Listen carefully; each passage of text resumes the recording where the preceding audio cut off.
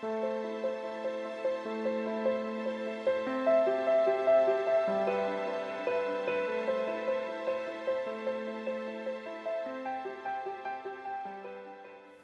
my name is Stuart Davies. I'm from a company called Beyond Balloons in Wales, the UK, and I'm here to create the welcome decor for the World Balloon Convention. I've only been in the business 4 years. I literally touched my first balloon 4 years ago last summer. We have a family business. It's a news agent, so we sell newspapers. Not many people read newspapers anymore, so the business was starting to fail, and we needed to find something that we could develop to take the business forward. So going through several of the products that we used in the shop, I came across balloons. So 4.5 years ago, we probably averaged about $8 to $10 a week in balloon sales. I purchased the QBN course, and it was a period of a week or two going through that, using balloons, seeing what we could do, that I contacted Qualatex. And a nice young gentleman called Jack Dillon came to visit our shop. And he showed me a simple deco bubble display using a balloon-based tool and the deco bubble. And it was just one of those light-on moments where I was thinking that was quite simple to make. The materials had X amount of cost, and the gross profit that we could make from that was way beyond anything that we had in the shop. We invested in a 12-foot balloon wall, and within 10 weeks we'd gone from the equivalent of about $10 a week to the equivalent of about $400 to $500 per week. And it was at that point I realised we need to take another step. So we took apart the entire flat that was above our shop and created a balloon studio, and we invested a lot of money and time in training. I think we attended about 18 or 20 Qualatex courses over the period of about 7 months. And there was 2 members of staff, so it was a huge investment for the business in time, cost, but it paid off. And one of the key things that we found working with Qualatex was excellent products and the training program that goes with it and the support that goes with it. So much so that within 6 months we'd opened the upstairs shop, and within a year we were turning over about £1,200–1,300 a week, and that was 3 years ago. And we've probably had 40% growth year on year for the last 3 years. So it's been quite good, yeah.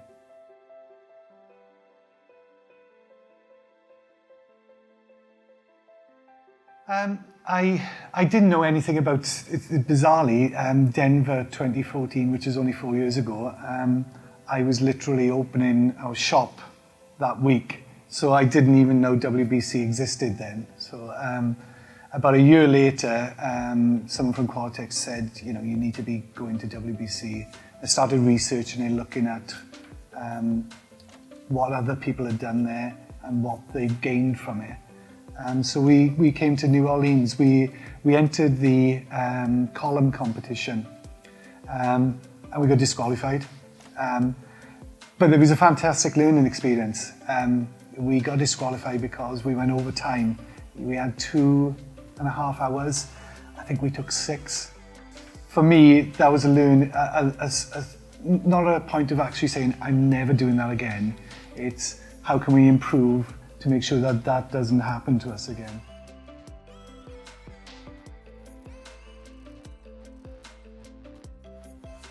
I like challenging myself, and I think it's an important part of owning a business and also being a balloon artist. So I'm challenging myself as a balloon artist to be able to push the boundaries on what I'm capable of, but also working with other people within a team that are outside my business. From a business point of view, it's looking at where I can take my business forward in the future, and how I can develop my business and an event like this gives me scope to challenge the boundaries of our business.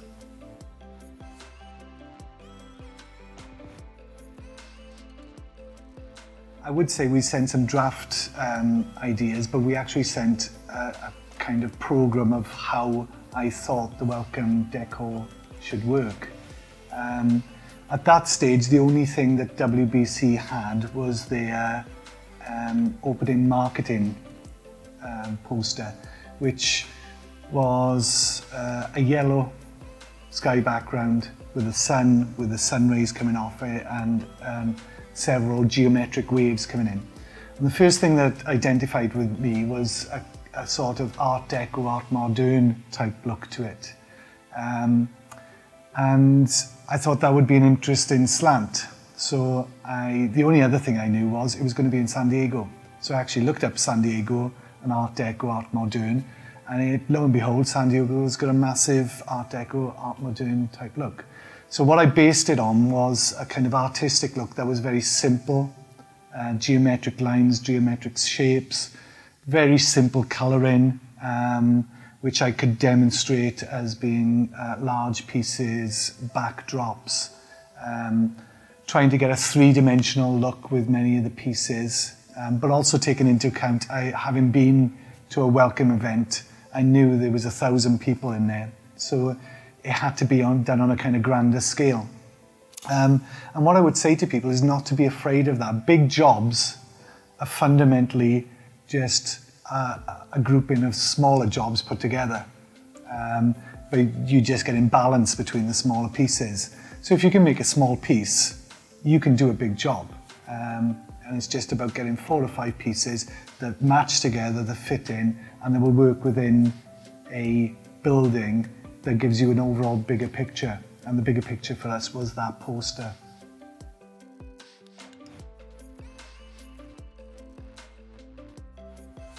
Go for it. One of the first things I did was contact the last person who did it, Edward Munoz. And I asked him, what was it like? What went well, what didn't go well? And I think listening to other people who've gone through the same process, which is part of what WBC is about, whether you're competing, whether you're a guest designer, or whether you're here as a delegate. It's about listening to people and taking on different perceptions of how you can do things. Pick up the pen, make an application. You may be successful, you may be unsuccessful. If you are unsuccessful, then you've still learned something. You've still learned something about yourself and been able to put that process together of an application. And again, it's just a learning process.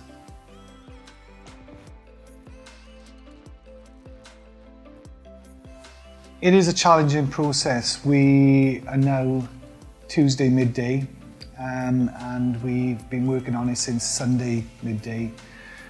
What I have to say is, for anybody that's afraid that they have to build this on their own, you have a phenomenal team of staff within WBC. I've currently got 18 members of staff from WBC, and they own their own businesses. They have been creating decor for some of them 10, 15, 20, 25 years.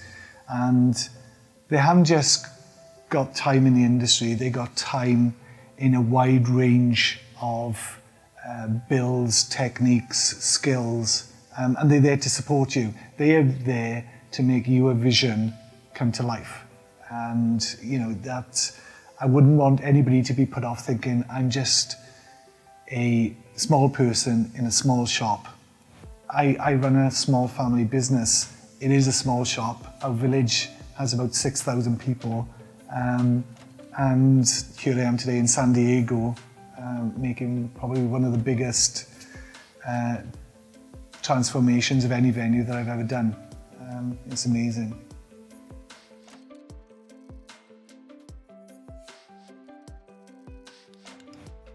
We're going to have the image on the front of the stage is the sun with the geometric sun rays coming off it. We got a large waves coming in from the side. So we got 4-foot waves, 6-foot waves, 8-foot waves. But using several kind of classic decor techniques. So we're using normal spiral garland.